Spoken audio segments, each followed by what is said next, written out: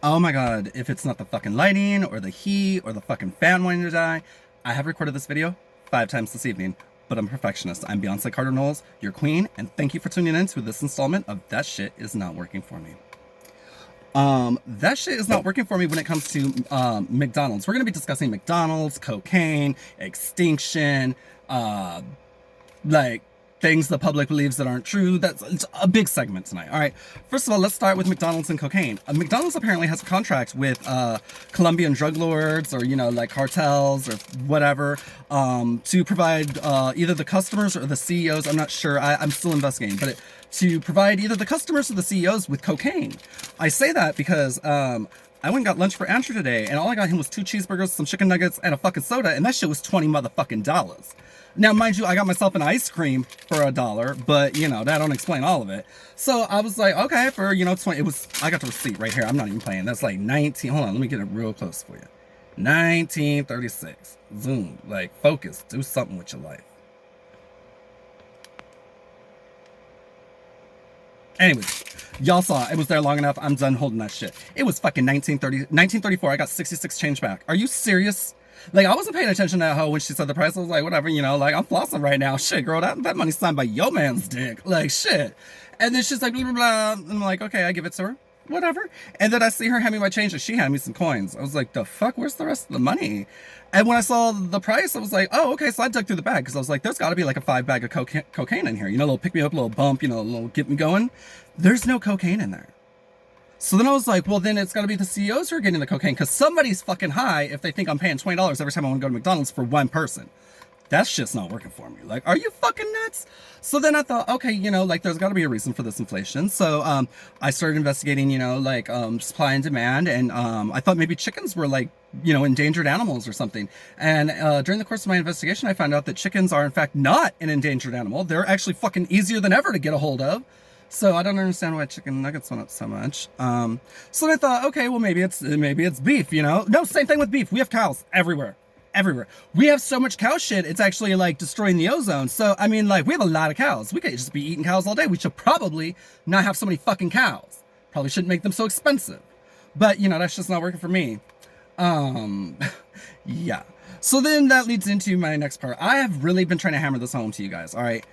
Rich people do not create jobs. Customers create jobs.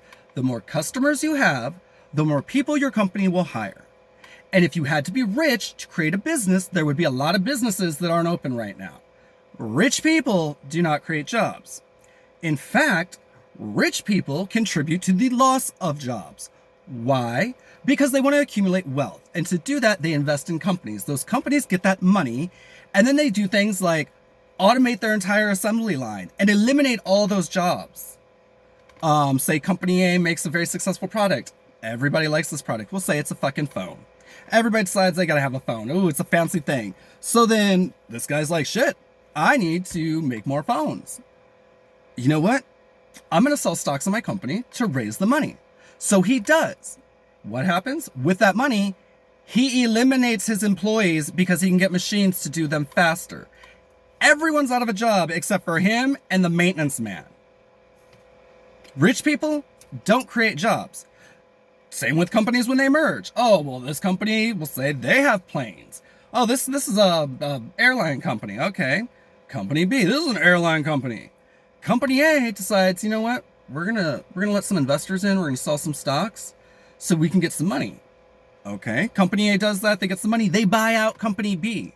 Well, that's great because they made a bigger company. Here's the problem. Company A and Company B were competing against one another. So that means that they were flying to the same places.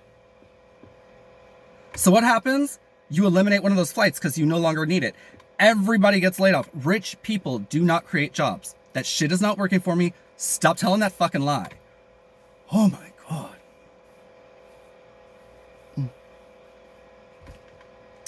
This shit is not working for me. Thank you. All right, so now let's talk about some other shit. Okay, so, you guys know about the 443 Club. If you don't know about the 443 Club, you need to check out my other videos, because I cannot dedicate every video to the 443 Club, even though it was an amazing fucking idea and the most, well worth it, God sanctioned charity on earth. Like, it's great. It's mine. That's why. No, it's not mine as in for me. I started it. The 443 Club is a nonprofit organization whose goal is to eliminate hunger globally. There are currently 815 million people that suffer from hunger or food shortages in the world. It's estimated that 25,000 people a day die from hunger or hunger-related illnesses, and that's every day. The UN also estimated that it would take $30 billion to end world hunger. So if you took the 6.785 of us who aren't suffering from starvation and you divided 30 billion amongst us all, it's $4.43, which is like the price of a gallon of gas right now in California, or like definitely cheaper than most Starbucks. So I'm gonna need you to go to Cash App, GoFundMe, or what was it? No, I'm sorry. GoFundMe 443 Club or Cash App 443 Club. See, I'm working on this shit. It's because I'm not smoking weed right now. I need to smoke. Anyways, yeah, just go there, donate $4.43. If you want to get involved, you can always message me and I'll explain to you exactly what we're doing. But for now, like, I'll put the links somewhere in there. Maybe. I don't know how to do that shit. I'm not gonna lie. So, yeah, and then I started a brand, like a label or whatever. Ionlygohard. It's like my tag on everything. But now I've actually officially made it into a brand, and it's got a little logo. He's like a unicorn, like a cussed up, fucked up unicorn, but I think that shit's great. And, you know, Ionlygohard unicorns. I hope you get that. Anyways. Let's see.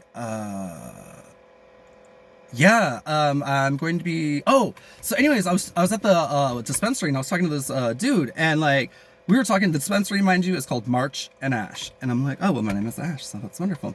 So I was talking to the guy, and I was like, oh yeah, you know, I have some merchandise that, like, you know, I sell, but it's, I was like, but I don't think I would put it in here, and he goes, well, why not? And I said, honestly, I was just talking about my ass, I don't really, like, I don't know, I've never thought of, like, selling it here, and he goes, oh, well, maybe you should.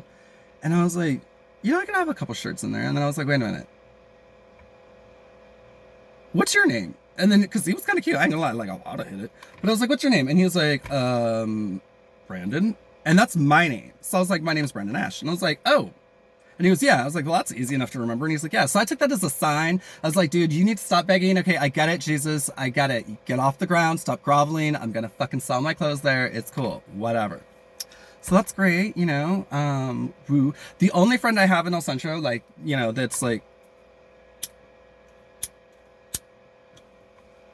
the only friend I have in El Centro, really, like, she isn't even my friend. She's not my friend.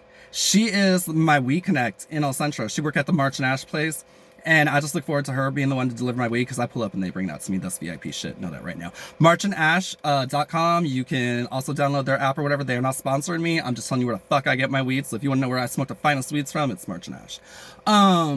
But yeah, like, she's the closest thing I have to a friend. And I've been waiting for like weeks to tell her about the Dolce & Gabbana box, you know? I'm friends with Dolce & Gabbana, I know. And so I finally saw her the other day, and I was like, girl, you ain't gonna believe this. I was like, so I designed some shitty little, like, you know, wooden purse, right? And she's like, okay.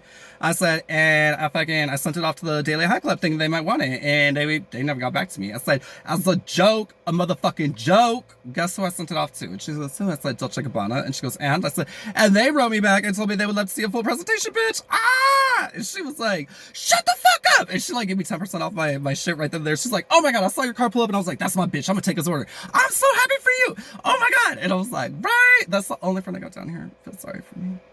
Anyways, it's getting hot as fuck, and my titties are sweating, like, my balls are already, like, dangling like a sponge or something. You just hang out to dry. I gotta go. But, you bitches stay safe, live your best lives, you know, like, love yourselves, love each other, and fuck everyone else.